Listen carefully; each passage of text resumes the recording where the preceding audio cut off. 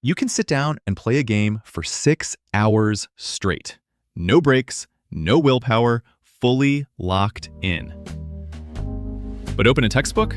10 minutes in, your brain's begging for a snack, a nap, and a quick 5-minute scroll that somehow eats your afternoon. So what's going on? Is your brain broken? Are you just lazy? Nope. The truth is way more interesting. And once you get it, you can actually use it. Let's break it down. Here's the thing nobody tells you. Your brain isn't designed to enjoy studying. It's designed to survive.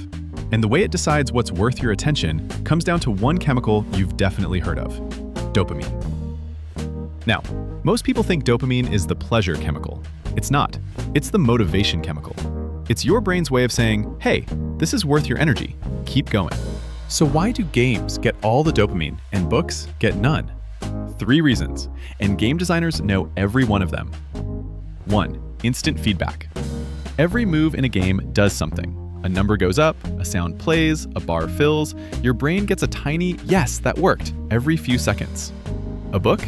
You read a page and nothing happens. No score, no ding. Your brain's sitting there going, is this even doing anything?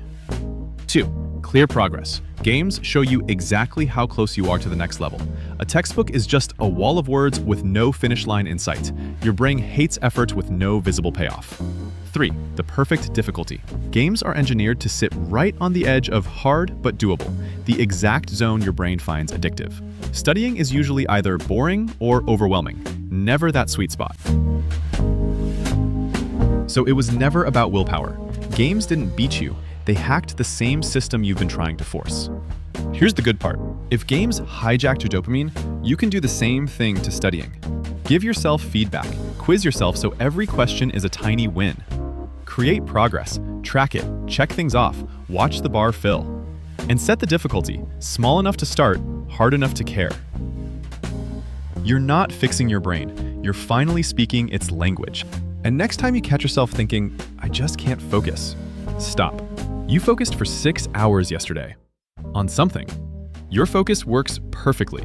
It just refuses to show up for boring. So stop making it boring. Games didn't out-discipline you. They out-designed you. Now you know the design. Go use it. Subscribe if your brain has ever picked a game over literally everything important in your life. Yeah, we're just getting started.